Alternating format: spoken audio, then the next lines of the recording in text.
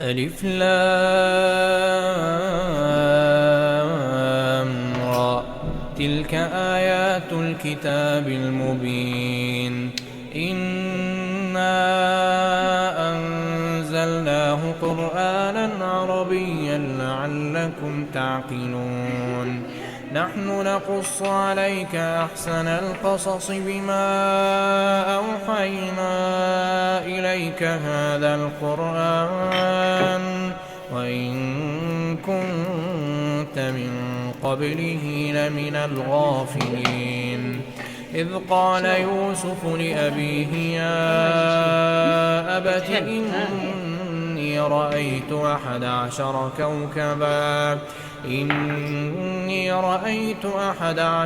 كوكبا والشمس والقمر رأيتهم لي ساجدين.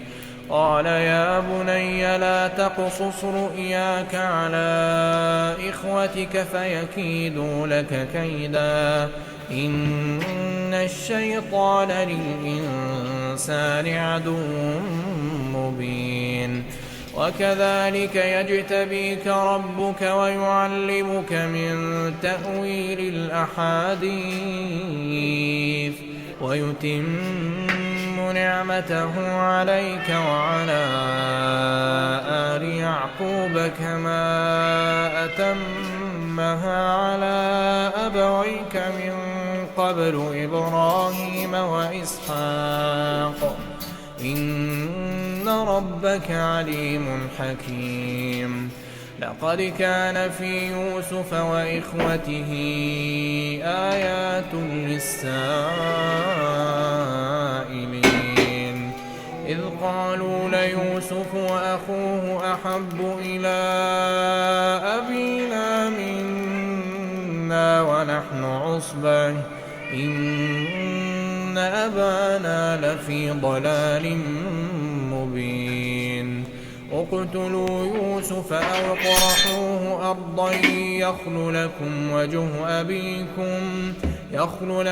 وجه أبيكم وتكونوا من بعده قوما صالحين. قال قائل منهم لا تقتلوا يوسف وألقوه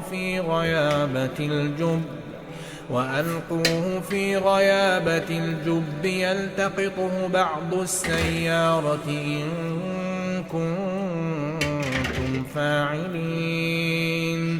قالوا يا أبانا ما لك لا تأمنا على يوسف وإنا له لناصحون. أرسله معنا غدا يرتع ويلعب وإنا له لحافظون.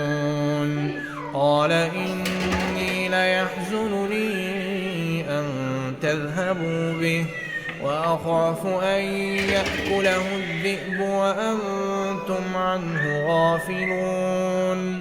قالوا لئن أكله الذئب ونحن عصبة إنا إذا لخاسرون. فلما ذهبوا به وأجمعوا أن يجعلوه في غيابة الجب وأوحينا إليه لتنبئنهم بأمرهم هذا وهم لا يشعرون. وجاء